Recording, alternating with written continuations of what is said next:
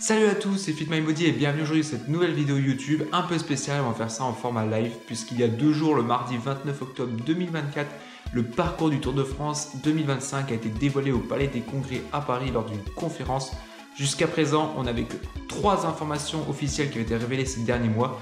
La date du 5 au 27 juillet 2025, le départ de Lille et les 3 premières étapes qui auraient lieu dans le nord de la France. Le reste, on ne savait absolument rien du tout. Tout a été dévoilé il y a 2 jours. J'ai à côté de moi mon ordinateur. On va regarder ensemble le tracé global, les villes étapes, le détail de chacune des étapes, le type de coureur qui pourrait être avantagé sur ce parcours, les favoris pour le classement général, le positif et le négatif de ce parcours. Et enfin, on conclura par un avis général sur ce Tour de France 2025. C'est parti, on attaque bien sûr avec le tracé global sur la carte de la France. Cette année, nous aurons un parcours 100% français qui traversera 11 régions et 34 départements. Mais je pense que vous l'avez remarqué, c'est qu'il y a une belle diagonale du vide qui va du Grand Est jusqu'à la Nouvelle-Aquitaine. Il n'y aura qu'une étape qui arrivera à Châteauroux sur toute cette zone.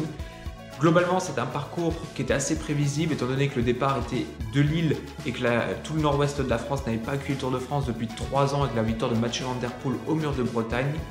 Il y aura au total 7 étapes de plaine, 6 étapes accidentées, 6 étapes de montagne, dont 5 arrivent en altitude, et pour finir 2 chronos.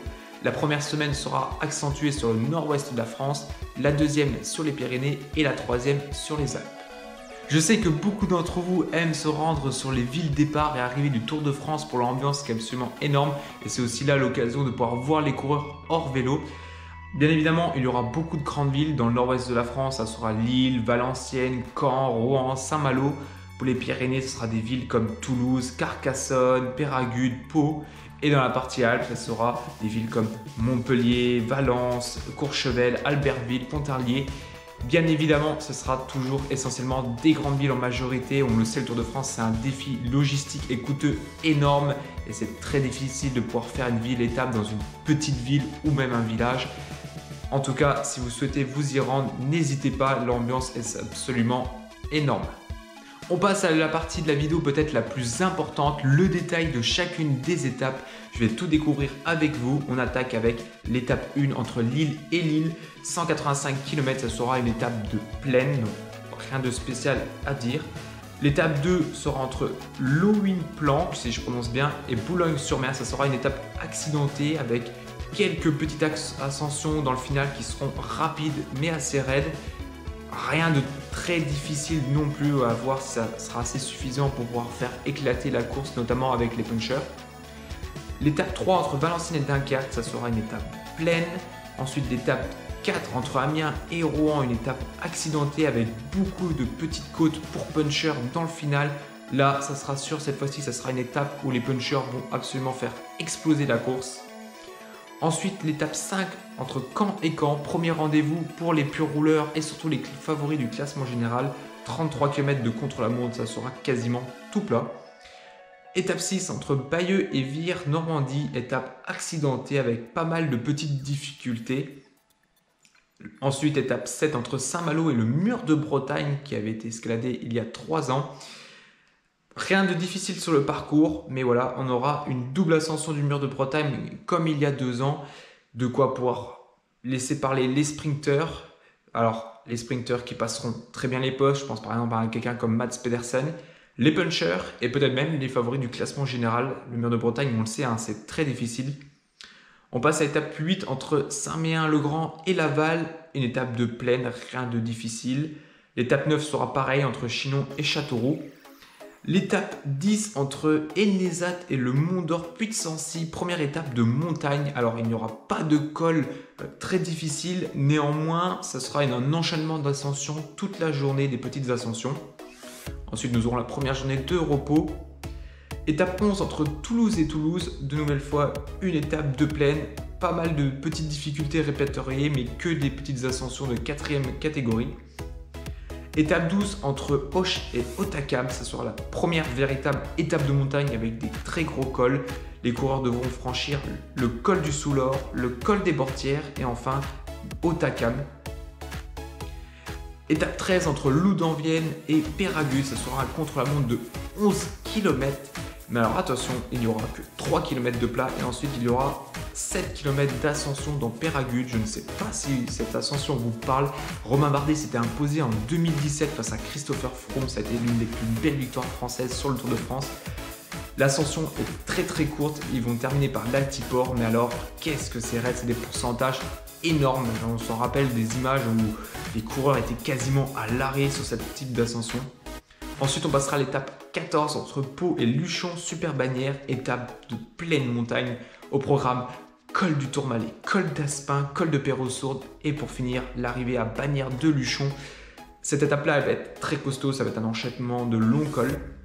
Ensuite, étape 15 entre Muret et Carcassonne, étape accidentée. On peut voir quand même qu'il y a deux belles ascensions, le col de la Croix-Montéric, si je prononce bien, et le Pas de Sang et le col de Font-Bruno. Ça sera un peu en deux étapes l'ascension. Ça sera certainement une étape de baroudeurs. J'ai du mal à croire que les coureurs de classement général vont s'affronter, surtout qu'il aura déjà eu 3 grosses étapes juste avant.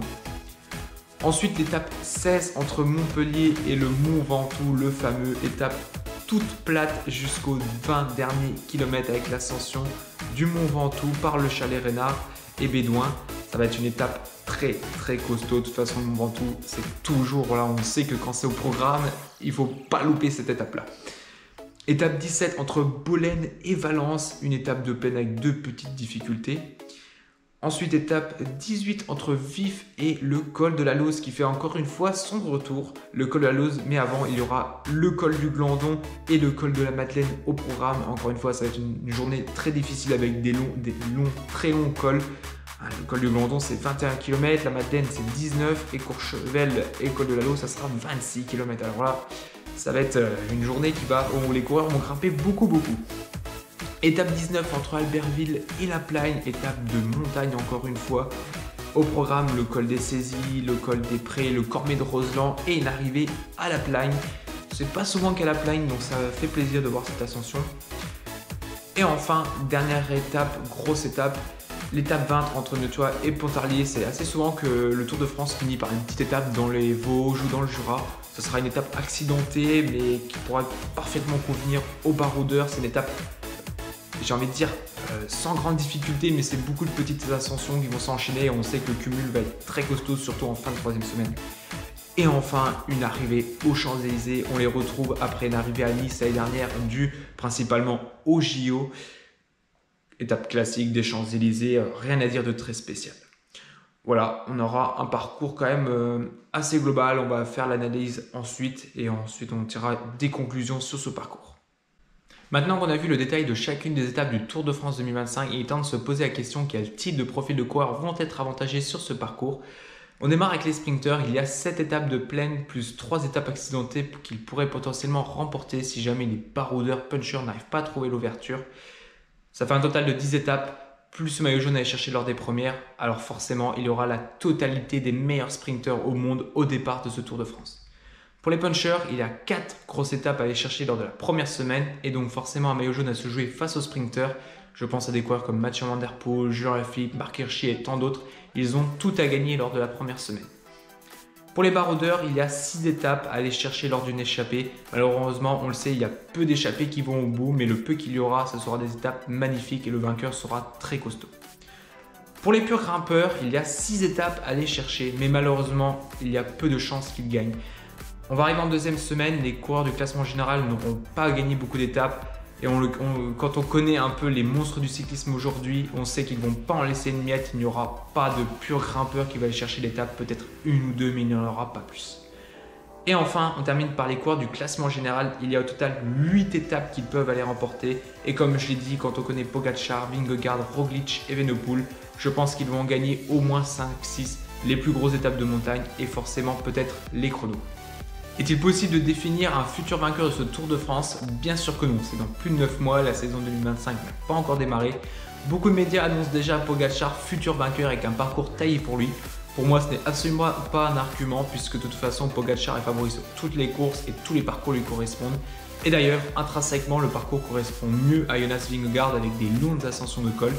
Pour Remco Evenepoel, il faudra être très fort en montagne parce qu'il ne pourra pas faire de grandes différences sur les 44 km de chrono qu'il y aura sur le parcours. Et pour Primož Roglic, j'espère qu'il aura un niveau très performant avec sa nouvelle équipe, la Red Bull Bora Hansgrohe.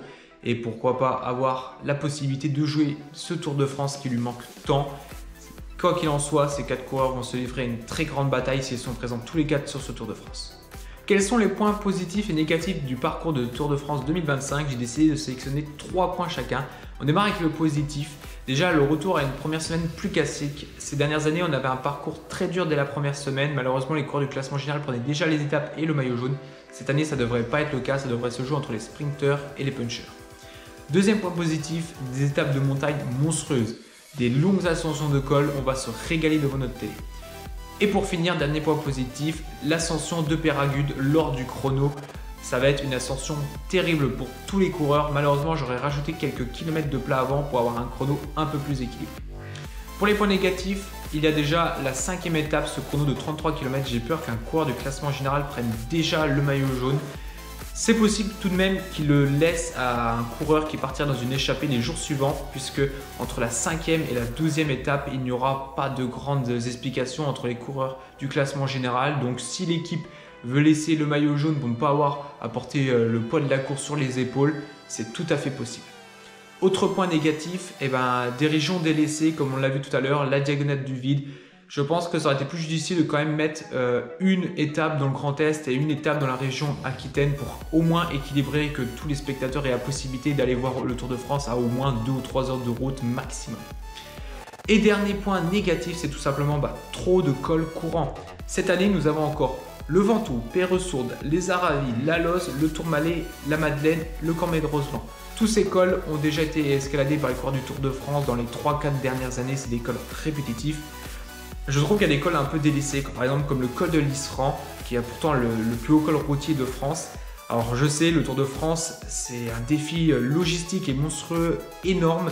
Ça coûte beaucoup des fois de pouvoir ne serait-ce que sélectionner une route pour une journée. Je sais que c'est pas facile pour les organisateurs, mais tout. C'est la fin de la vidéo. Merci à tous de l'avoir regardé. N'hésitez pas à la liker si elle vous a plu, à vous abonner sur YouTube, Instagram, c'est là où je mets le plus gros de mon contenu. Vous pouvez également la commenter pour me dire vos points positifs et négatifs, mais aussi votre avis général sur le parcours du Tour de France 2025. En attendant, je vous dis à la prochaine pour une nouvelle vidéo.